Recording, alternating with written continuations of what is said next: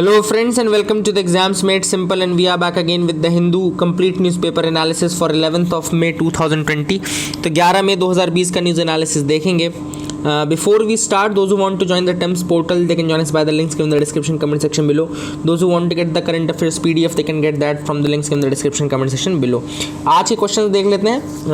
आज के क्वेश्चंस पहले मैं आपको दिखा देता हूँ क्या क्या है. So let's start the quiz part from this.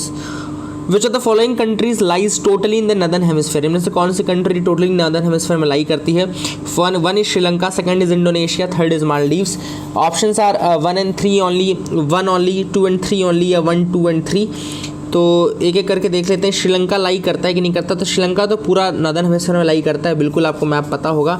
एक बार मैप खोल लेना और आप इंडोनेशिया देख लेना, मालदीव्स देख लेना, ये दोनों लाई नहीं करते हैं. So answer for this will be 1 only, B अपन टिक कर देंगे. Second is which of the following Indian cities are included in the UNESCO creative area network, creative cities network. UNESCO का क्रिएटिव सिटीज़ नेटवर्क में कौन कौन सी cities India की हैं? 1 is Chennai, second is Ahmedabad, third is Chandigarh या fourth Varanasi. Options are 1 and 4, 2, 3 and 4, 1 and 3 या 1, 2 and 4. देख लेते हैं कि करके चेन्नई है कि नहीं. चेन्नई है. अहमदाबाद नहीं है आई थिंक, एंड चंडीगढ़ भी नहीं है आई थिंक. वाराणसी है may be. Okay, so 1 and 4 I think will be the answer. 1 and 4 should be the answer. देख लेना एक बार. Prompt corrective action framework can do what? तो प्रॉम्प्ट करेक्टिव एक्शन आप सबको पता है कि रिजर्व बैंक ऑफ इंडिया का मैकेनिज्म है. ओके, तो मैं भी अभी सॉल्व कर रहा हूँ. देख लेते हैं एक बार प्रॉम्प्ट करेक्टिव एक्शंस में क्या क्या किया जा सकता है. तो they can put restrictions on the management compensation. तो yes they can put that. They can put a complete ban on fresh lending. तो yes they can do this also. Ask a bank to wind up. तो yes they can ask a bank to wind up as well. Answer will be 1, 2 and 3. Question number 4 is which of the following are included in the original jurisdiction of the supreme court. तो supreme court का original jurisdiction में क्या क्या है? First is dispute between government of India and one और more states, बिल्कुल है. Dispute regarding elections, ये भी है.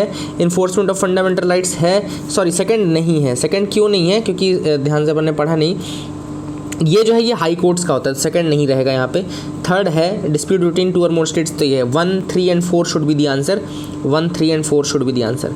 संतुष्ट portal is launched to monitor the implementation of. Santusht portal इनमें से किसका इम्प्लीमेंटेशन एंड के लिए लॉन्च किया गया है? तो आई थिंक ये लेबर लॉस से रिलेटेड है. Labour laws will be the answer. Okay, so D labour laws should be the answer.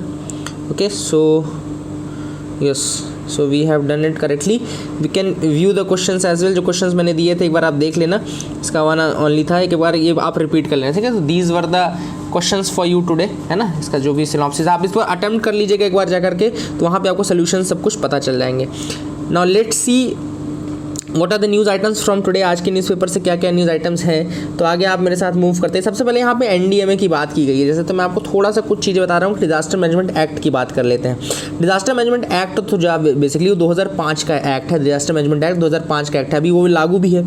उसमें कितने लेवल पे डिजास्टर मैनेजमेंट बॉडीज़ को बनाया गया है? तो ये आपको याद रखना है कि उसमें 3 लेवल पर डिजास्टर मैनेजमेंट बॉडीज़ को लगाया गया है. तो ये भी याद रखिए, कुछ लोगों को सिर्फ 2 ही लेवल पता है. तो 3 लेवल पर ये बॉडीज़ होती हैं. अब वो 3 लेवल कौन कौन से होते हैं? पहला जो लेवल होता है वो नेशनल लेवल पे या सेंट्रल लेवल पे अपन बोलते हैं उसको एनडीएमए. एनडीएमए यानी कि नेशनल लेवल पे, सेंट्रल लेवल पे. सेकंड जो लेवल होता है वो एसडीएमए होता है, स्टेट लेवल पे. और थर्ड जो लेवल होता है वो डीडीएमए होता है, यानी कि डिस्ट्रिक्ट लेवल पे, ठीक है ना. तो जो एनडीएमए होता है उसको लीड करता है prime minister. It is headed by the prime minister. SDMA को लीड करता है आपका चीफ मिनिस्टर. एंड डीडीएमए को लीड करता है डिस्ट्रिक्ट कलेक्टर. ओके, तो मजिस्ट्रेट जो डीएम जिसको कहते हैं. ये 3 आपको चीज़ें बतानी ज़रूरी थी. कई लोगों को कन्फ्यूजन रहता है, पूछते हैं कई बार क्वेश्चन ये पूछ लेता है कौन लीड करता है एसडीएमए को, कौन लीड करता है डीडीएमए को. तो याद रखना कि पहले तो डिजास्टर मैनेजमेंट एक्ट जो है वो 2005 का एक्ट है. 3 लेवल पे बॉडीज़ बनाई गई हैं, एनडीएमए, एसडीएमए और डीडीएमए. एसडीएमए को लीड करता है चीफ मिनिस्टर, एनडीएमए को लीड करता है प्राइम मिनिस्टर और डीडीएमए को लीड करता है आपका डिस्ट्रिक्ट मजिस्ट्रेट यानी कि कलेक्टर. तो ये भी आपको थोड़ा इंपॉर्टेंट है जानना, इसको याद रखिएगा, ठीक है ना. अब हम बात कर लेते हैं, आगे मूव करते हैं, देखते हैं और क्या इंपॉर्टेंट न्यूज़ आइटम्स हैं जिनको हमको डिस्कस करना है. So you can move with me. आप भी मेरे साथ मूव करते जाइए आगे आगे. यहाँ तो कोई ऐसी खास न्यूज़ नहीं आपको दिख रही होगी। ओके, हरियाणा पुलिस यहाँ पे ये भी इंपॉर्टेंट नहीं है। Now there was a news regarding collegium system ensure selection of competent जजेस। तो अभी रिसेंटली एक सर्वे किया गया एडवोकेट से पूछा गया, जिसमें 68% एडवोकेट्स का ये कहना है कि जो कोलिजियम सिस्टम है उससे कॉम्पिटेंट जजेस आते हैं। ठीक है ना, तो ऐसा कहना है किसका, एडवोकेट्स का ही कहना है। थोड़ा सा मैं आपको कोलिजियम सिस्टम की हिस्ट्री बता देता हूँ। देखो, कोलिजियम सिस्टम से पहले क्या होता था कि executive was responsible for the appointment. Executive जो रहता था वो अपॉइंटमेंट के लिए रिस्पॉन्सिबल रहता था। 1981 में आया फर्स्ट जजेस केस। याद रखिएगा कि कोलिजियम सिस्टम को जो डेवलपमेंट है वो 3 अलग अलग केसेस के साथ होता है। जैसे पहला केस है जिसको फर्स्ट जजेस केस बोलेंगे, एक सेकंड जजेस केस होगा, दूसरा तीसरा थर्ड जजेस केस है। ठीक है ना, तो सेकंड से बेसिकली कोलिजियम की स्टार्टिंग होती है। मैं आपको पूरा बता देता हूँ। तो फर्स्ट जजेस केस जो था वो 1981 का था। उस समय क्या हुआ था कि जो लिखा हुआ जो ऑन रिटर्न था वो यह था कि with consultation of the chief justice of India. तो ये चीज़ पता करी गई, ये जो कंसल्टेशन वर्ड है ये कंसल्टेशन है, केवल कंसल्ट करना है कि जो चीफ जस्टिस ऑफ इंडिया कहेगा वो फाइनल होगा। तो 1981 में जब फर्स्ट जजेस केस आया तो कंसल्टेशन का मतलब ये निकाला गया, इंटरप्रेट किया गया। आप सबको पता है कि इंटरप्रेट करने का काम भी सुप्रीम कोर्ट का ही है ना। इंटरप्रिटेशन जो होता है कॉन्स्टिट्यूशन का वो भी सुप्रीम कोर्ट ही करता है। तो फर्स्ट जजेस केस पे जो उन्होंने इंटरप्रिटेशन किया उसने यही कहा कि जो कंसल्टेशन है उसका मतलब है कि उससे पूछना पड़ेगा ज़रूर, लेकिन वो फाइनल ओपिनियन नहीं रहेगा। मतलब कि जो एग्जीक्यूटिव कहेगा वो ज़्यादा इंपॉर्टेंट रहेगा। दिस वॉज द फर्स्ट जजेस केस। सेकेंड जजेस केस जो आया वो 1993 में आया। 1993 में एक्चुअली में कॉलेजियम की स्टार्टिंग सेकेंड जजेस केस से ही हो जाती है। यहाँ पे उन्होंने बोला कि कंसल्टेशन का मतलब होता है कॉन्करेंस। कंसल्टेशन मीन्स कॉन्करेंस, इसका मतलब कि जो चीफ जस्टिस ऑफ इंडिया बोलेगा वो मानना पड़ेगा। ठीक है ना। अब यहाँ पे उन्होंने ये कहा, जो सेकंड जजेस केस था उसमें 1+2 बोला, मतलब कि एक तो चीफ जस्टिस ऑफ इंडिया रहेगा +2 सीनियर मोस्ट जजेस जो कहेंगे बेसिकली। तो यहाँ पे जो कोलिजियम बनता है, यहाँ पे कोलिजियम बनता है 1+2 का, याद रखिएगा।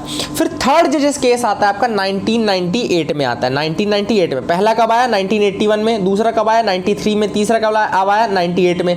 तो इसका मतलब क्या हुआ, जो थर्ड जजेस केस आया उसमें क्या किया गया, कोलिजियम को एक्सपैंड किया गया। क्या किया गया, कोलिजियम को एक्सपैंड किया गया। जो प्रेजेंट सिस्टम है 1+4 वाला, मतलब कि 5 लोगों को लिया गया, एक तो आपका चीफ जस्टिस ऑफ इंडिया और 4 सीनियर मोस्ट जजेस को इंक्लूड किया गया। तो ये अब इंपॉर्टेंट है, ये पूरा एक इवोल्यूशन मैंने आपको बताया कोलिजियम सिस्टम का। फिर कोलिजियम को रोकने के लिए आपको याद होना चाहिए कि 99th अमेंडमेंट एक्ट NJAC आया। NJAC यानी कि नेशनल जुडिशियल अपॉइंटमेंट कमीशन, जिसमें कि जो लेजिस्लेचर था उसका भी रोल बढ़ता जा रहा था। तो उसको नल एंड वॉइड डिक्लेयर कर दिया गया। क्या कर दिया गया, नल एंड वॉइड डिक्लेयर कर दिया गया। क्यों कर दिया गया, क्योंकि उसमें इंडिपेंडेंस ऑफ जुडिशरी जो थी वो खतरे में आ रही थी। ऐसा कहा जा रहा था कि independence of judiciary will be in jeopardized. Okay, so for that reason it was declared null and void. तो ये कोलिजियम सिस्टम का पूरा हिस्ट्री बैकग्राउंड थोड़ा मैंने आपको दे दिया। 3 जजेस केस जो इंपॉर्टेंट थे 81, 93, 98 वो मैंने आपको बता दिए। पहले में क्या था, एग्जीक्यूटिव की सुप्रीमेसी थी और कंसल्टेशन का मतलब कॉन्करेंस नहीं था। सेकंड जजेस केस में कंसल्टेशन का मतलब कॉन्करेंस हो गया और 1+2 मतलब कि एक तो चीफ जस्टिस ऑफ इंडिया है और 2 सीनियर मोस्ट जजेस जो है उनसे डिस्कशन जरूरी हो गया, मतलब उनका कॉन्करेंस जरूरी हो गया। थर्ड जजेस केस में कोलिजियम को एक्सपैंड कर दिया गया और 1+4 कर दिया गया, यानी कि 5 लोगों को अब ले लिया गया, जिसमें कि एक चीफ जस्टिस ऑफ इंडिया रहेगा और 4 सीनियर मोस्ट जजेस रहेंगे। तो this was the evolution of this collegium system from the first, second and third जजेस case. I hope you got clarity regarding that. अब अगली न्यूज़ में आते हैं। अगली न्यूज़ यहाँ पे दिख रही होगी, tying up with the Todas to keep the virus at bay. अब बेसिकली यहाँ पे हो क्या रहा है कि टोडास जो ट्राइबल्स हैं फ्रॉम द नीलगिरी रीजन, उनको बेसिकली मास्क बनाया जा रहा है। They are using their Toda technique and कुछ उसमें आर्टिस्टिक यूज़ करके ट्राइबल्स जो हैं टोडा जनजाति के, उन लोगों ने बेसिकली इस चीज़ को बनाया है। They are from the Nilgiri region and Toda artisans from the Nilgiri are producing thousands of stylish embroidered masks for local residents, police and sanitary workers। तो वो इस चीज़ को क्रिएट करते जा रहे हैं। थोड़ा टोडास के बारे में देख लेते हैं, उनके रीजन के बारे में। Basically they are the people are from Dravidian ethnic group, they are from the Dravidian ethnic group who live in the Nilgiri mountains of the Indian state of Tamil Nadu. Basically इनका इंडियन स्टेट याद रखिएगा Tamil Nadu. Todas are from Tamil Nadu और Nilgiri mountain के जो reason है वहाँ पे ये रहते हैं। नीलगिरी रीजन जो है उदगमंडलम यानी कि ऊटी वाला जो रीजन है ना, ऊटी वाले रीजन में बेसिकली ये रहते हैं। ठीक है ना। तो याद रखिएगा कि they are from the Nilgiri mountains of Indian state of Tamil Nadu and आपका इनका जो बेसिकली जो ये पूजा करते हैं दे वर्शिप एक तरह से बफेलो कहना चाहिए कि they domesticate buffalo and they give a lot of preference to buffalo. समझे, बेसिकली पेस्टोरल्स हैं, they are based on buffalo, जिसके डेयरी प्रोडक्ट्स का यूज़ ये करते हैं नीलगिरी रीजन में यहाँ पे। तो बफेलो उनका काफ़ी ज़्यादा यहाँ पे महत्व रखता है, ठीक है ना। और याद रखिएगा कि इनके जो एरियाज हैं सेटलमेंट्स, उनको मुंड कहा जाता है, मुंड कहा जाता है, याद रखिएगा। They traditionally live in settlements called mund, which consist of 3 to 7 small thatches of house. Okay, इसमें कई सारे thatched houses रहते हैं, 3 से लेकर 7 तक के thatched houses रहेंगे और वहाँ पर बेसिकली ये रहते हैं जिसको कि मुंड कहा जाता है, ठीक है ना। तो ये भी इंपॉर्टेंट चीज़ थी जिसको कि बताना जरूरी था। I hope you got clarity regarding that as well. And they the religious features they are sacred buffalo. Okay, याद रखिएगा सैक्रेड बफेलो जो है वो रिलीजियस फीचर्स की तरह यूज होते हैं, काफ़ी ज़्यादा इंपॉर्टेंस यहाँ पे दिया जाता है, ठीक है ना। आगे मूव करते हैं, एडिटोरियल सेक्शन में आते हैं। The trends shaping the post covid world. अब यहाँ पे 5 से 6 ट्रेंड्स हैं जिसको डिस्कस किया गया है। राकेश सूद के द्वारा ये लिखा गया आर्टिकल है, काफ़ी अच्छा आर्टिकल है। सबसे पहला और दूसरा जो 2 ट्रेंड है उन्होंने डिस्कस किए हैं वो है एशिया असेंडिंग एंड यूएस वेनिंग। पहला तो एशिया का असेंडेंस इन्होंने डिस्कस किया है, दूसरा है यूएस का वेनिंग। तो पहला ट्रेंड तो क्लियर हो गया था 2008 के बाद ही, जब ये देखा गया कि एशिया की जो कंट्रीज थी, इंडिया जो थी, ये इंडिया जैसे कंट्री ने 2008 के क्राइसिस को रेजिस्ट कर लिया और उसका इंपैक्ट वेस्ट में ज़्यादा देखने को मिला था। तो अगर वही चीज़ ऑथर ने इसको आगे बढ़ाई है कि 2008 का चाहे फाइनेंशियल क्राइसिस हो, चाहे अभी का कोविड-19 हो, जो एशियन कंट्रीज हैं they are much more resilient in facing this crisis situation, है ना। इस कारण से उन्होंने कहा है कि जो आने वाला टाइम है, जो एशियन इकोनॉमीज है, they will be recovering faster from those of the west. यही कहा गया कि इकोनॉमिक्स जो रहेगा वो भी इन्हीं के फेवर में रहेगी, कि Asian economies will be recovering much more faster than the west. तो ये पहला ट्रेंड है। दूसरा ट्रेंड जो ये देखने को ऑथर ने कहा है वो है यूएस का रिट्रीट देखने को मिलेगा। अभी अगर आपने देखा हो तो यूएस बहुत बड़ा रोल प्ले करता है इंटरनेशनली, यूएस जो है वो बहुत बड़ा रोल प्ले करता है। चाहे वो ट्रीटी ऑफ वर्सेलियस ले लो जो वर्ल्ड वॉर 1 के टाइम पे हुई थी, उसके बाद चाहे लीग ऑफ नेशंस का फॉर्मेशन देखो, चाहे वर्ल्ड वॉर 1 देख लो, चाहे वर्ल्ड वॉर 2 देख लो, चाहे ब्रिटेन वुड्स कॉन्फ्रेंस देख लो, तो यूएस का बहुत बड़ा रोल रहा है ऑथर के अकॉर्डिंग। लेकिन अब वो रोल जो है वो धीरे धीरे डिक्रीज होगा, क्योंकि अगर आपने देखा हो तो इस बार जो कोविड-19 की क्राइसिस है उसमें सबसे ज़्यादा इफेक्ट अगर किसी कंट्री का हुआ है तो वो यूएसए ही है, और सबसे अधिक जो पीछे रहा है देश वो यूएसए ही रहा है। और आगे भी ऐसा ही होगा कि इंटरनेशनली जो उसकी इमेज थी, जो एक तरह से रेजिलेंट इमेज बना के रखी थी यूएसए ने, वो कहीं ना कहीं जा चुकी है। इस कारण से भी ऐसा लग रहा है कि यूएसए का जो रोल रहेगा इंटरनेशनली वो थोड़ा डिक्रीज रहेगा। तीसरा जो ऑथर ने ट्रेंड बोला है वो ये है intra European fission. Intra European fission का मतलब क्या, ऑथर ने क्या कहा है कि यूरोप जो है वो अपने अंदर ही प्रीऑक्यूपेशन में फंसा रहेगा, उसके खुद के ही चैलेंजेस इतने ज़्यादा हों, चाहे उनकी फाइनेंशियल क्राइसिस देख लो, चाहे उनके यूरोजोन के मेंबर्स देख लो एक दूसरे करके छोड़ते जा रहे हैं, देन ब्रेग्जिट के निगोशिएशन चल ही रहे हैं। तो ये क्या हो रहा है कि उनके इंटरनली बहुत ज़्यादा ट्रबल्स हैं, और इंट्रा यूरोपियन फिजन जो है बेसिकली फिजन मतलब अलग होना, है ना। फ्यूजन मतलब एक होना, फिजन मतलब अलग होना। तो यूरोप तो में ग्रसित रहेगा। तो पोस्ट कोविड-19 भी इनका अब और ज़्यादा ये देखने को मिलेगा, हो सकता है कि और ज़्यादा अलग हों, और ज़्यादा टूटे, और ज़्यादा बिखरें। तो ऐसी चीज़ ऑथर ने यहाँ पे कही है। नेक्स्ट जो उन्होंने चौथा ट्रेंड बताया है वो है कि राइजिंग चाइना। अगर आपने चाइना को देखा हो तो China is the most benefited country from this crisis. चाहे सिल्क एंड रोड इनिशिएटिव का यूज़ करके उन्होंने जिस तरीके से कंट्रीज़ को मास्क भेजे, वेंटिलेटर्स भेजे, ऐसी क्राइसिस की सिचुएशन में भी उसने वेस्ट ईरान जैसी कंट्रीज़ हैं वहाँ पे भी जाके उन्होंने डीलिंग की है। तो चाइना जो है काफ़ी ज़्यादा इसका यूज़ करने वाला है, और एक ट्रेंड ऐसा है कि China will be even more stronger. China देखो तो बहुत ज़्यादा असर्टिव होता जा रहा है। China has been very assertive in its neighbourhood, पहले अपने नेबरहुड में, फिर यूएसए के सामने भी वो असर्टिव रहा है। चाहे वो ट्रेड वॉर ले लो, चाहे वो अभी की कंडीशन ले लो, तो उन्होंने हमेशा जवाब दिया है। And thus China can be a true rival to USA, कहना चाहिए कि China can be termed as a true rival to the USA, और आगे आने वाले समय में और ज़्यादा इमर्ज होगा पावरफुल चाइना, और ज़्यादा पावरफुल निकलेगा। अगला जो ऑथर ने बोला है वो है फेडिंग ऑर्गेनाइजेशंस। तो यहाँ पे अब बेसिकली ऑर्गेनाइजेशंस की बात की ऑथर ने, तो उन्होंने बोला है कि जैसे कि आप WHO को ले लो, तो WHO का इमेज बिल्कुल डाउन हो गया। यूएसए ने उनको फंडिंग जो देता था वो बंद कर दी। क्यों बंद कर दी? उन्होंने कहा कि इन्होंने सही से मैनेज नहीं किया।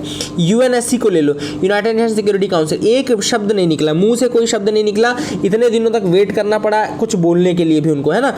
तो बेसिकली ये हुआ कि इन लोगों ने सही तरीके से प्रॉपर रिस्पॉन्स नहीं दिया जैसा उनको देना चाहिए था। चाहे वो WHO, चाहे WHO ने जैसे अपनी ऑटोनॉमी को लूज़ कर दिया है। तो ऑथर ने इसका रीज़न यही बताया कि जैसे बहुत समय से क्या है कि जो ऑर्गेनाइजेशंस USA डोमिनेटेड है वो तो ठीक ठाक तरीके से काम कर रही हैं, लेकिन दूसरी कंट्रीज़ अगर कहीं कोई डेमोक्रेटिक सेटअप के साथ कोई ऑर्गेनाइजेशन है तो उसकी वैल्यू ऑलरेडी घटती जा रही है ना, क्योंकि उनको ना ऑटोनॉमी दी जाती है, ना उनकी बात मानी जाती है, ना उनके बजटरी कुछ सपोर्ट किया जाता है, ना उनके पास बाइंडिंग रेजोल्यूशंस है, केवल वो सजेस्ट कर सकते हैं। तो इस कारण से उनका काफ़ी ज़्यादा नुकसान होता है। तो ऑथर ने वही बोला है कि इस कारण से एजेंसीज जो है अपनी अथॉरिटी को, ऑटोनॉमी को और ज़्यादा लूज़ करते जा रहे हैं।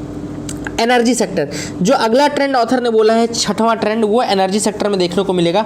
ऑयल ऑलरेडी बहुत ज़्यादा डाउन चल रहा है, हमको ये सब पता है कि oil is already going very down, okay.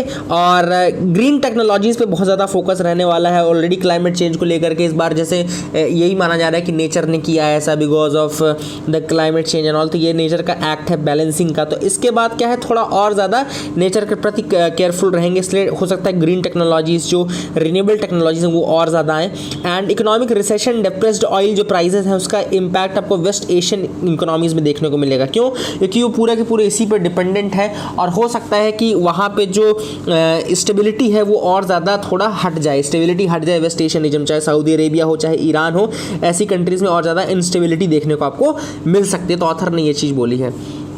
अगला जो आर्टिकल है वो है the epidemic and ensuring safety in courts. अब यहाँ पे बेसिकली ऑथर ने क्या बोला है कि देखो, पहली चीज़ तो ये है कि चाहे कैसा भी कंडीशन हो, कोर्ट्स को आप बंद नहीं कर सकते। हाँ, इस समय काम ज़रूर कम है, लेकिन फिर भी कोर्ट्स को तो हमेशा चलना पड़ेगा, क्योंकि कहीं ना कहीं केसेस कहीं ना कहीं तरीके से आएंगे ही। अब ऑथर ने कहा बोला है कि यहाँ पर सबसे पहली बात तो ये बोला कि आर्टिकल 142 को यूज़ करके, जो आर्टिकल 142 है, आपके लिए क्वेश्चन ये है कि आर्टिकल 142 क्या कहता है, नीचे कमेंट सेक्शन में बताना है। रीड आर्टिकल 142, ये होमवर्क आपके लिए है कि रीड आर्टिकल 142। तो सुप्रीम कोर्ट ने बेसिकली ये बोला कि आप कि लॉकडाउन के बाद ये देखते हुए कि केसेस चलते रहे और लॉकडाउन खुलने के बाद भी ऐसा तो नहीं होगा कि लॉकडाउन खुलेगा और सब लोग निकल आएंगे, तो उसके लिए भी देखते हुए एनआईसी को उन्होंने डायरेक्ट किया कि एनआईसी जो रहेगा वो हाई कोर्ट्स के साथ मिलकर के एक प्लान बनाएगा कि किस तरीके से वर्चुअल फंक्शनिंग की जा सकती है, वर्चुअल कोर्ट किस तरीके से बनाई जा सकती है। तो एनआईसी को ये काम सौंपा गया था, ठीक है ना। वर्चुअल कोर्ट हियरिंग एक ऐसी हियरिंग है जहाँ पे कोई फिजिकल कोर्ट रूम नहीं होता, जहाँ पे लोग अपने अपने घरों में बैठे रहते हैं, वहाँ पे नहीं बैठना पड़ता, उनको ऑफिस में एक साथ इकट्ठा होकर नहीं बैठना पड़ता, ठीक है ना। लेकिन एनआईसी ने बेसिकली क्या कोई भी अभी तक नोटिफाई नहीं किया है, एनआईसी ने अभी तक इसको नोटिफाई नहीं किया, जबकि सुप्रीम कोर्ट ने ये ऐसा कहा है। तो ये चीज़ ऑथर ने पहले बताई है। अब ऑथर ने बोला कि ई फाइलिंग सिस्टम का जो है वो यूज़ आपको करना चाहिए। तो यूके का एग्जाम्पल पहले तो ई फाइलिंग का देते हुए ऑथर कहते हैं कि वहाँ पर बहुत सारी टेक्नोलॉजिकल चीज़ें, जैसे कि विंडोज़ की जरूरत पड़ती है, कि ऑपरेटिंग सिस्टम लाइनेक्स होना चाहिए, कि क्या होना चाहिए, वेब ब्राउजर मोजिला फायरफॉक्स होगा कि क्रोम होगा, एडोब रीडर 11 का सॉफ्टवेयर यूज होगा, only scanned documents and all will be used. तो ई फाइलिंग में बहुत ज़्यादा टेक्नोलॉजिकल नॉलेज एंड कैपेबिलिटी की ज़रूरत है, ऐसा ऑथर ने कहा है कि ई फाइलिंग में बहुत ज़्यादा टेक्निकल नॉलेज एंड इसकी ज़रूरत है। ई filing system Delhi high court का एग्जांपल दिया ऑथर ने कि 2009 में इंट्रोड्यूस कर दिया था। तो इस कारण से 2009 में इंट्रोड्यूस करने से अभी 11 साल में अगर आप देखो तो ई फाइलिंग का बहुत अच्छा एक सेटअप दिल्ली में हो चुका है, ठीक है ना। And Delhi high court has short suggestions from the district courts for the effective implementation of E courts. E courts के इफेक्टिव इंप्लीमेंटेशन के लिए उन्होंने और ज़्यादा प्रयास कर रहे हैं। इसके अलावा अगर आप देखो तो चाहे मुंबई में, अगर आप देखो मुंबई में भी इनिशियली स्टार्ट किया गया था, और जो टेक्नोलॉजी है बेसिकली उसका काफ़ी ज़्यादा अच्छे से उपयोग किया जा सकता है अगर वो चाहें तो यही चीज़ ऑथर ने सजेस्ट की है कि बाकी जगहों के कोर्ट्स को भी अब ई फाइलिंग का सिस्टम इंट्रोड्यूस कर देना चाहिए। टेक्नोलॉजी जितने जल्दी लोगों के हाथ में आप दोगे उतना ज़्यादा बेनिफिशियरी रहेगा, उससे आपकी एफिशिएंसी भी बढ़ेगी, उससे जो पेंडेंसी ऑफ केसेस है वो भी डिक्रीज़ होगा, और जो जुडिशियल सिस्टम है वो हमारा और ज़्यादा स्ट्रांग होगा और ज़्यादा रेजिलियंट बनेगा इस तरीके के फर्दर अगर कोई फ्यूचर में ऐसी चीज़ें होती है तो ऑथर ने यहाँ बोला है कि बेसिकली होता क्या है कि technology dictates our lifestyles, but because of the lack of allocation of sufficient funds to improve and strengthen the technical support for the judiciary, we in India are unable to make full use of technology। तो author ने कहा कि हमको और ज़्यादा implementation की ज़रूरत है, और ज़्यादा स्ट्रेंथन करने की ज़रूरत है, और ज़्यादा टेक्निकल सपोर्ट जुडिशरी को देने की ज़रूरत है, ताकि हम टेक्नोलॉजी का फुल यूज़ कर सकें। टेक्नोलॉजी का फुल यूज़ करेंगे तो एफिशिएंसी बढ़ेगी, पेंडेंसी ऑफ केसेस घटेंगे, इसके अलावा जुडिशियल सिस्टम की जो एफिशिएंसी है बहुत ज़्यादा बढ़ जाएगी, ये ऑथर ने सजेस्ट किया है ना। एंड वर्चुअल हियरिंग्स हो सकती हैं। अब हमने ये भी देख लिया कि वर्चुअल हियरिंग्स भी बहुत ज़्यादा इफेक्टिव होती हैं, है ना। लेकिन ऑथर ने यहाँ पे ये जरूर कहा है कि वर्चुअल हियरिंग्स अगर ना हो और अगर court hearing, open court hearing हो, तो उसमें भी प्रॉपर गाइडलाइन होनी चाहिए, जैसे कि ओनली लॉयर्स एंड लिटिगेंट, जो रिलेटेड हो केसेस से केवल वही आए। Lawyers must enter in batches में इंटर करें। Third, thermal images cameras install हो ताकि टेम्परेचर पता लगाया जा सके। Fourth, any person entering the court must install the Aarogya Setu app, आरोग्य सेतु ऐप होना जरूरी है। 5, entrance of every court complex and automatic hand wash, एक हैंड वॉशिंग फैसिलिटी होनी चाहिए। Then there should be regulation on the manner of functioning on running of the public utility services, canteens किस तरह से run करेंगे, इसके पूरे proper guidelines होने चाहिए। Then within the court premises जो कि आपको नेसेसरी प्रिकॉशंस रखना ही है। 7th, आपको मास्क, ग्लव, सैनिटाइजर ये सब अवेलेबल कराया जाएगा। तो ये प्रॉपर चीज़ें आपको रखनी है, तो टेक्नोलॉजिकल बेसिस पे भी रखनी है। अगर ओपन कोर्ट्स करो तो आपको ये 7 पॉइंट जो लास्ट में दिया ऑथर ने वो याद रखने हैं, ठीक है ना। तो this was the thing. Coming to terms, अब बेसिकली ये जो आर्टिकल है, ये आर्टिकल ये है कि इंडिया जो है एक्सेप्ट नहीं कर रहा कि कम्युनिटी ट्रांसमिशन इंडिया में हो गया है। अगर आप देखो तो इतने ज़्यादा केस 63,500 केसेस आ चुके हैं, बट अभी तक किसी ने प्रॉपरली ये नहीं बोला कि इंडिया में कम्युनिटी ट्रांसमिशन आ गया कि नहीं आ गया। कल भी मैंने आपको बताया था कि कम्युनिटी ट्रांसमिशन की स्टडी शुरू करेगा 75 डिस्ट्रिक्ट में। कम्युनिटी ट्रांसमिशन क्या होता है, मैंने बताया था ना कल आपको कि कम्युनिटी ट्रांसमिशन का मतलब ये होता है कि जब आपको ये ना पता हो कि आपने कहाँ से वो वायरस लिया है, मतलब आपका ना किसी ऐसे व्यक्ति से कांटेक्ट में आए होंगे जो कोरोना पॉजिटिव हो, ना ही आप किसी ऐसी जगह गए होंगे कि जो कोरोना पॉजिटिव रही हो, तो भी आपको कोरोना हो जाएगा, तब आप कम्युनिटी ट्रांसमिशन वाले स्टेज में कहलाओगे। ऑथर का कहना है कि यूएसए में जब 60 केसेस थे तभी उन्होंने कह दिया था कि कम्युनिटी ट्रांसमिशन शुरू हो गया है। तो पहली चीज़ तो हमको ये समझनी चाहिए कि क्या हुआ है कि नहीं हुआ है। अगर हुआ है तो उसको बताने की ज़रूरत क्यों नहीं है, मतलब क्यों नहीं बताया जा रहा है। ऑथर ने यहाँ पे रीज़न ये दिया है इंडिया क्यों कंफर्म नहीं कर रहा है कम्युनिटी ट्रांसमिशन को, क्योंकि अगर वो कंफर्म कर लेगा तो there will be compulsion to expand the testing, बहुत ज़्यादा टेस्टिंग को और एक्सपैंड करने की ज़रूरत है, और इंडिया में टेस्टिंग की किट्स प्रॉपर है नहीं। दूसरा चीज़, देयर इज, अगर वो एक्सेप्ट कर लेते हैं तो ये भी माना जाएगा कि पब्लिक का जो ट्रस्ट है गवर्नमेंट में वो डिक्रीज हो जाएगा, तो वो ये भी नहीं चाहते। तो ये रीज़न है कि वो एक्सेप्ट नहीं कर रहे हैं, अदरवाइज उनको एक्सेप्ट कर लेना चाहिए कि इंडिया में कम्युनिटी ट्रांसमिशन हो गया है, ऐसा ऑथर ने कहा है, ठीक है ना। अब अभी ऑथर ने एक नए टेस्ट की बात की कि इंडिया में रैपिड एंटीबॉडी टेस्ट तो फेल हो गया था, अनरिलायबल था, इसलिए अब एलाइजा टेस्ट का यूज़ किया जाएगा। एलाइजा टेस्ट का यूज़ किया जाएगा basically to check for the infection. तो एलाइजा टेस्ट जो है वो उसका यूज़ किया जाएगा for checking for the infection. Since the ELISA test detects antibodies to the virus, the survey will be able to pick previously infected people including those who are asymptomatic for the entire duration of the infection. तो ऐसे लोगों को पता करने का, अब क्या होता है कि एलाइजा टेस्ट जो डिटेक्ट करता है वो एंटीबॉडीज डिटेक्ट करता है वायरस की, ठीक है ना। और अब क्या होगा, बेसिकली से होगा कि जो प्रीवियसली अफेक्टेड लोग रहेंगे उनसे उनका पता लगाया जा सकता है बिकॉज ऑफ दिस ये। लेकिन एंटीबॉडीज डेवलप होने में 3 वीक का समय लगता है, मतलब 21 दिन का समय लगता है। तो अगर किसी को नया हुआ होगा और एंटीबॉडी उसके में नहीं आई होगी तो फिर एलाइजा टेस्ट वहाँ फेल कर जाएगा, क्योंकि जो एंटीबॉडीज़ हैं उनके रिलीज में भी 3 वीक तक का समय लग जाता है, 21 दिन का समय, 21 डे का समय लगता है। तो मान लो किसी व्यक्ति को आज ही हुआ हो कोरोना पॉजिटिव, लेकिन अभी एंटीबॉडीज नहीं निकली होंगी और उसका कल टेस्ट हो जाए, तो बेसिकली वो कोरोना पॉजिटिव नहीं निकलेगा एलाइजा टेस्ट में। तो ये इसका एक ड्रॉबैक भी है, एलाइजा टेस्ट का ड्रॉबैक भी है। तो आई hope you got clarity regarding that as well. The face of exploitation, अब यहाँ पे ऑथर ने जो आर्टिकल लिखा है वो लिखा इसलिए है कि industrial workers are the worst hit because of this corona virus. तो वर्स्ट हिट जो है वो इंडस्ट्रियल वर्कर्स और आपके जो माइग्रेंट वर्कर्स है वो इम्पैक्ट हुए हैं। अब ऑथर ने कहा कि इंडस्ट्रीज़ को शुरू करने का जो डिसीजन गवर्नमेंट ले रही है कि इंडस्ट्रीज़ को शुरू करेंगे और ये चाहिए, इनका जो है इसका मतलब ये है कि इंडस्ट्री को चुना जा रहा है at the cost of workers rights and dignity. अब ऑथर ने यहाँ पे सबसे पहले एग्जाम्पल ये दिया कि क्यों माइग्रेंट लेबर्स के लिए ट्रेन नहीं चलाई गई, क्यों उनको नहीं लाया गया। तो यहाँ पे बहुत लॉजिकल चीज़ ऑथर बोलते हैं कि उन्होंने ये सोचा, इस पूरे पैराग्राफ में जो लिखा है मैं बताता हूँ, उन्होंने ये सोचा कि अगर वर्कर्स अपने अपने घर चले गए तो what will happen when we will reopen the industries. तो बिल्कुल सही बात है, वर्कर्स को ना जाने देने का ये रीज़न हो सकता है। ऑथर ने एज पर दी ऑथर कि उनको इसलिए डिनाई किया गया क्योंकि अगर वो सब घर चले आएंगे तो जब इंडस्ट्री ओपन होगी, रीओपन होगी, तो वो इतना जल्दी वापस नहीं आ पाएंगे और इतना जल्दी वो काम पे नहीं शुरू कर पाएंगे। So that was the first reason which author says कि ऐसा किया गया। लेकिन जब आपको रखना ही था वर्कर्स को, उनकी उस जगह पे रखना था, तो उनको प्रॉपर फूड, शेल्टर और एटलीस्ट जो बेसिक नीड्स हैं, जो बेसिक प्राइमरी चीज़ें हैं कि फूड, शेल्टर, हाइजीन और वाटर, ये सारी चीज़ें तो आप उनको प्रोवाइड करते, बट ये प्रोविज़न भी नहीं किया गया, ठीक है ना। एंड ये भी हुआ कि जब रेलवे चालू हुई तो ये भी नहीं बोला गया कि उनको फ्री जाने दिया जाएगा, उनको बोला कि आपको टिकट के पैसे लेने पड़ेंगे। तो अगर आप चाहते तो उनको फ्री में भी भेज सकते थे, आप फ्री में जाने दें, लेकिन आप ये चाहते नहीं थे कि वो जाएं, इस कारण से आपने कहा कि वो टिकट के पैसे भी उनके लगेंगे और उनको फ्री में नहीं जाने दिया जाएगा। So this was the thing. Then author ने यहाँ पे बोला कि ये बेसिकली राइट्स वायलेट करना है आर्टिकल 23 को। आर्टिकल 23 आपका फोर्स लेबर से रिलेटेड है, तो फोर्स लेबर को वायलेट कर रहा है। क्यों वायलेट कर रहा है? क्योंकि ऑथर ने कहा कि ये भी एक तरीके का कंपल्शन है। फोर्स लेबर का मतलब क्या होता है? ये PUDR जो versus union of India case 1982 का केस बोला है सुप्रीम कोर्ट ने। PUDR versus union of India case 1982 में कहा था The word force must be constituted to including force arising from the compulsion of economic circumstances. Economic circumstances के कारण जब कंपल्सन होता है आपको काम करने का, तो भी वो भी फोर्स लेबर ही कहलाएगा। तो PUDR versus union of India case 1982 में ऑलरेडी ये चीज़ कही जा चुकी है, और वही चीज़ कोट करते ऑथर ने कहा है कि ये जो आर्टिकल 23 है उसका वायलेशन है ये, कि आपने जो लेबर्स हैं, जो माइग्रेंट वर्कर्स हैं, उनको फोर्स किया एक तरीके से, कंपल्जन, इकोनॉमिक कंपल्जन में रखा कि वो अपनी जगह को ना छोड़ के जा सकें और उनको काम करने में मजबूर कर दिया। So that was the thing which was discussed in this article. I hope you got clarity regarding that. Norms issued for restarting industrial unit. अब गवर्नमेंट ने नॉर्म्स निकाल दिए हैं कि इंडस्ट्रियल यूनिट्स कैसे स्टार्ट होंगी। तो सारा दिन उन्होंने बोला कि PPE kit, hand sanitiser, mask होने चाहिए, देन बैरियर्स लगे होंगे, फिजिकल डिस्टेंसिंग फॉलो करनी है।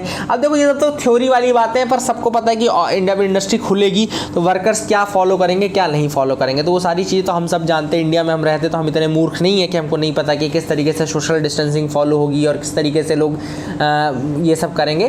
तो वो कहने वाली बातें हैं, लेट्स सी कि क्या होता है इसके बाद। Massive revamp of forest ministry units. अब बेसिकली ये जो न्यूज़ है वो आपका प्रपोजल आया है हिमाचल प्रदेश में। A proposal from various VIPs in Himachal Pradesh last year to change the jurisdiction of Dehradun regional office of the ministry of environment forest conservation. अब क्या है, बेसिकली रिस्ट्रक्चरिंग का प्लान किया जा रहा है। क्या प्लान किया जा रहा है कि जैसे MOEFCC और उसके जो बहुत सारे सेंटर्स हैं, जैसे कि फॉरेस्ट सर्वे ऑफ इंडिया का सेंटर है, नेशनल टाइगर कंजर्वेशन अथॉरिटी का सेंटर है, wild life crime control bureau का सेंटर है, सेंट्रल जू अथॉरिटी का सेंटर है। तो इन सेंटर्स को मर्ज करने की बात की जा रही है कि जहां पे भी ये सेंटर्स हैं इनको मर्ज किया जाए। बॉडीज अलग अलग रहेंगी लेकिन उनके सेंटर्स को मर्ज किया जा सके। तो क्यों मर्ज किया जा सके? ताकि जो इसकी एफिशिएंसी वो और ज़्यादा बढ़ाई जा सके, इनका जो कोऑर्डिनेशन है वो और ज़्यादा बढ़ाया जा सके। तो ये बेसिकली ये रिस्ट्रक्चरिंग का प्लान चल रहा है। लेट्स सी क्या होगा क्या नहीं होगा, लेकिन मैं आपको सारी बॉडीज़ के बारे में बताता हूँ। सबसे पहले wild life crime control bureau देख लेते हैं। तो wild life crime control bureau जो है वो एक स्टैट्यूटरी बॉडी है। ओके, स्टैट्यूटरी बॉडी है जो कि MOEFCC के अंदर आती है और कॉम्बैट करती है वाइल्ड लाइफ क्राइम को। तो वाइल्ड लाइफ क्राइम को कॉम्बैट करने के लिए wild life crime control bureau है। अब ये जो है आर्टिकल 38Z के अंदर आता है, सेक्शन 38Z के अंदर आता है वाइल्ड लाइफ प्रोटेक्शन एक्ट 1972 के। ओके, तो वाइल्ड लाइफ प्रोटेक्शन एक्ट 1972 के सेक्शन 38Z के अंतर्गत ये आता है। सेक्शन 38Z के अंतर्गत आता है वाइल्ड लाइफ प्रोटेक्शन एक्ट 1972 के wild life crime control bureau. ठीक है ना। अब इसका काम क्या है कि जो वाइल्ड लाइफ क्राइम एक्टिविटीज़ है उनको कंट्रोल करना, इंटेलिजेंस रिलेट गैदर करना, then disseminate the same to the states and other, उनकी इन्फॉर्मेशन को डिसेमिनेट करना, establish a centralised wild life crime data bank. Okay, to establish a centralised wild life crime data bank, then coordinate actions by various agencies. Okay, ये भी याद रखना। Then assist foreign authorities and international organisations concern to facilitate coordination and universal action for wild life control. ठीक है, ये सारे कुछ काम है जो ये करता है। असिस्ट करता है बड़ी बड़ी पॉलिसीज़ को, जैसे wild life protection act, CITES, EXIM policy, इन सबको भी असिस्ट करने का काम wild life crime control bureau करता है। NTCA की बात करें तो नेशनल टाइगर कंजर्वेशन अथॉरिटी जो है इस्टेब्लिश हुआ था दिसंबर 2005 में following the recommendations of tiger task force. तो टाइगर टास्क फोर्स के रिकमेंडेशन पे ये बना था। ठीक है ना। अब वाइल्ड लाइफ प्रोटेक्शन एक्ट 1972 के अंतर्गत इसको रखा गया है, इसलिए स्टैट्यूटरी बॉडी है। कौन से एक्ट के अंदर है? वाइल्ड लाइफ प्रोटेक्शन एक्ट 1972 के अंतर्गत ये बॉडी बनाई गई है। ठीक है ना। फिर नेशनल टाइगर कंजर्वेशन अथॉरिटी जो आता है वो चेयरमैनशिप में आता है minister of environment and forest के अंतर्गत आता है, ठीक है ना। टाइगर कंजर्वेशन का जो प्लान है स्टेट गवर्नमेंट्स के उनको ये पास करता है, standards and measure lay down करता है, ये रिपोर्ट भी ले डाउन करता है पार्लियामेंट में, तो ये भी इसका एक बहुत बड़ा काम है। देन प्रोजेक्ट टाइगर 1973 में स्टार्ट हुआ था, प्रोजेक्ट टाइगर, उसको भी ये मॉनिटर करने का काम करता है। स्टैट्यूटरी बॉडी है, MOEF के अंतर्गत आता है, और ये टाइगर सेंसस कंडक्ट करता है। टाइगर सेंसस हर 4 साल में कंडक्ट करता है, याद रखेगा, टाइगर सेंसस हर 4 साल में कंडक्ट करने का काम भी आपका NTCA का ही है। तीसरी जो बॉडी थी वो थी आपकी फॉरेस्ट सर्वे ऑफ इंडिया। तो फॉरेस्ट सर्वे ऑफ इंडिया जो है वो 1981 में बनी थी। इसका हेडक्वार्टर देहरादून उत्तराखंड में है। Minister of environment forest and climate change के अंतर्गत आता है। एक रिपोर्ट निकालता है जिसको बोलते हैं ISFR यानी कि Indian state of forest report. Okay, Indian state of forest report निकालने का काम ये करता है। बहुत इंपॉर्टेंट रिपोर्ट है, ये भी याद रखेगा। अगली जो बॉडी वो है सेंट्रल जू अथॉरिटी, एक स्टैट्यूटरी बॉडी है जो कि इन्फोर्स करती है minimum standards and norms for upkeep health care of animals in Indian zoos and restraining mushrooming of unplanned and ill conceived zoos. तो देश में मशरूमिंग ना हो जूस की, इल प्लान्ड जूस की, अनप्लान्ड जूस की, इस कारण से सेंट्रल जू अथॉरिटी बनाया गया है जो कि मिनिमम स्टैंडर्ड्स बनाते हैं कि जू कैसे काम करेंगे, कैसे नहीं काम करेंगे, ठीक है ना।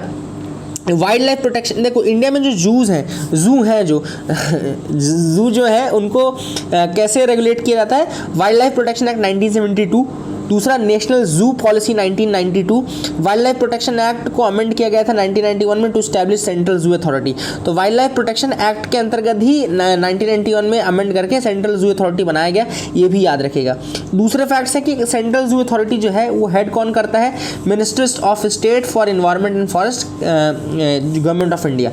ओके, तो minister of state for environment and forest ये इसको हेड करता है। तो ये सारे फैक्ट्स मैंने आपको बता दिए, WCCB, zoo authority of India, FSI, इन सब के बारे में इसलिए बता दिया ताकि आपको कोई दिक्कत ना हो। ओके, तो याद रखिएगा।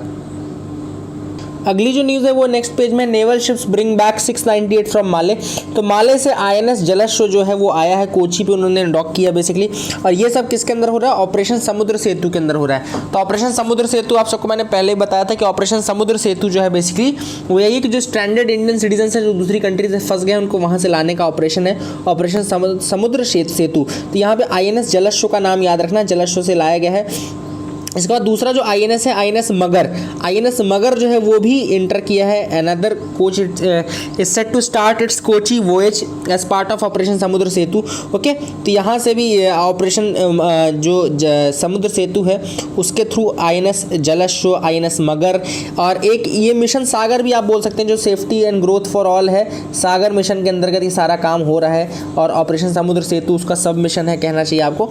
ये कुछ चीज़ें हैं जो कि इंपॉर्टेंट थी, बताना आपको जरूरी था। I hope you got clarity regarding that, आपको समझ में आ गया होगा। आगे मूव करते हैं, देखते हैं क्या इंपॉर्टेंट न्यूज़ आइटम्स है जिनको डिस्कस करना है। NIV develops test to detect antibodies. अब NIV यानी कि नेशनल इंस्टीट्यूट ऑफ वायरोलॉजी ने टेस्ट डिटेक्ट किया है, ELISA टेस्ट। तो NIV क्या है, नेशनल इंस्टीट्यूट ऑफ वायरोलॉजी, कहाँ पर है, पुणे में है। अब इसने टेस्ट किया है ELISA का फुल फॉर्म क्या है, एंजाइम लिंक्ड इम्यूनोसॉर्बेंट एसे। ओके, एंजाइम लिंक्ड इम्यूनोसॉर्बेंट एसे। अब ये टेस्ट जो है बेसिकली एंटीबॉडीज के माध्यम से डिटेक्ट करता है। तो जिनको पहले रहा होगा और एंटीबॉडीज रिलीज हुई होंगी तो एंटीबॉडीज को स्टडी करके ये बता देता है कि कोरोना था या नहीं था। अब इसका एक ड्रॉबैक जो मैंने आपको बताया था वो क्या था ड्रॉबैक, कि अगर एंटीबॉडीज डेवलप होने से 21 दिन तक का समय लग जाता है। मान लो किसी को आज ही हुआ और आज इसका टेस्ट आपने किया तो उसके एंटीबॉडी डेवलप नहीं हो पाएंगी, तो वो जो व्यक्ति है वो कोरोना निगेटिव आएगा लेकिन वो एक्चुअल में पॉजिटिव हो चुका है। तो ये एक इसका ड्रॉबैक है। लेकिन इसका एडवांटेज ये है कि 90 सैंपल जो है 90 सैंपल्स को एक साथ ये टेस्ट कर लेता है 2.5 घंटे के अंदर। तो 2.5 घंटे में 90 से ज़्यादा टेस्ट ये कर सकते हैं। तो that is the beauty of this test. Okay, and this is the first time India has developed an indigenous ELISA test for corona virus. ये पहली बार है कि इंडिया ने खुद का एक इंडिजिनस ELISA टेस्ट डेवलप किया है फॉर कोरोना वायरस। तो that is the good thing in this. इसमें और दूसरे में डिफरेंस क्या है, दूसरा जो मेथड है वो है RT-PCR यानी कि reverse transcription polymerase chain reaction.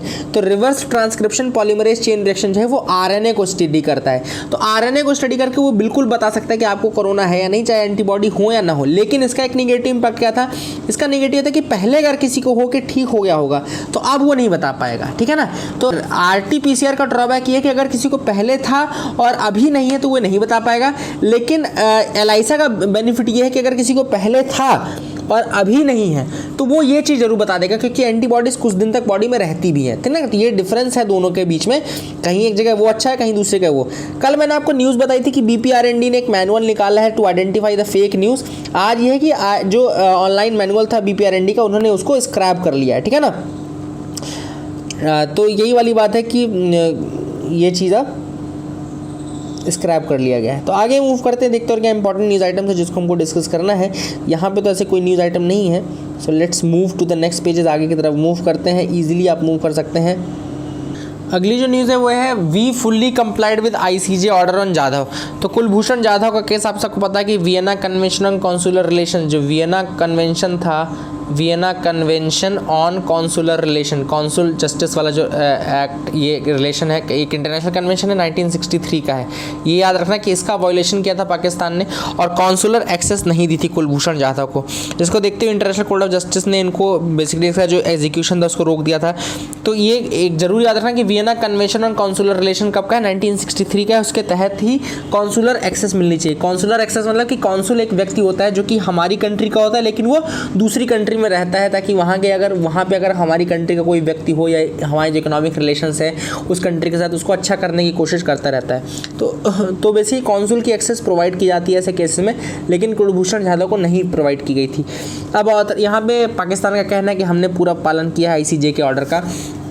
ICJ के बारे में बताता हूँ। ICJ यानी इंटरनेशनल कोर्ट ऑफ जस्टिस, इसका जो हेडक्वार्टर है वो हेग नीदरलैंड्स में है। तो कहाँ पर है इसका क्वार्टर जो है, हेग पीस पैलेस उसको बोलते हैं नीदरलैंड्स में। और इसमें बेसिकली 9 साल का टर्म होता है जजेस का, और 15 जजेस होते हैं। 15 जजेस होते हैं और 9 साल का टर्म होता है, याद रखिएगा। 15 जजेस होते हैं और 9 ईयर्स का इनका टर्म होता है।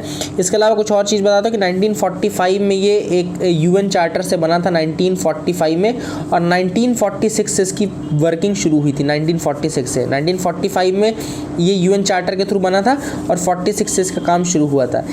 इसका ड्रॉबैक ये है कि ये इंडिविजुअल्स को ट्राई नहीं कर सकता, स्टेट्स को ट्राई करता है। बेसिकली इंडिविजुअल्स को ट्राई नहीं कर सकता, मतलब कि ये इंडिविजुअल क्रिमिनल कोर्ट नहीं है, वो इंटरनेशनल क्रिमिनल कोर्ट अलग है। इंटरनेशनल क्रिमिनल कोर्ट वो इंडिविजुअल्स को भी ट्राई कर सकता है, लेकिन ICJ नहीं करता, वो पार्टीज़ को, बॉडीज़ को ट्राई करता है, ये स्टेट्स को ट्राई करता है, ठीक है ना। टोटल मेंबरशिप जो है वो 193 193 मेंबर्स हैं। ICJ के इंटरनेशनल कोर्ट ऑफ जस्टिस के 193 मेंबर हैं।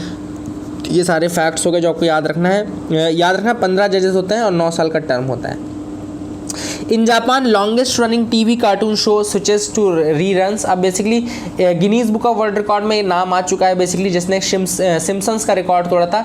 तो साजे सैन करके जो ये कार्टून है, याद रखिए कि 1969 में स्टार्ट हुआ था। साजे सैन शो है ये बेसिकली, और ये जापान का बहुत फेमस शो है, जिसको कि अभी लॉकडाउन में थोड़ा डिसरप्ट हुआ था क्योंकि प्रोडक्शन नहीं हो पा रहा था। तो इसको रीरन करने की कोशिश करेंगे, जो पुराने एपिसोड्स हैं वो दोबारा दिखाएंगे। मचिको हसेगावा, ओके, तो मचिको हसेगावा एक्नॉलेज किया गया था उनको Guinness Book of World record for creating this longest running animated series. इसके पहले जो लॉन्गेस्ट रनिंग एनिमेटेड सीरीज थी वो सिम्पसन्स थी, इसका रिकॉर्ड इसने तोड़ा है। So that is it for the day friends. I hope you like our video. Please do like share subscribe, keep loving us, keep sharing us. Thank you and have a nice day.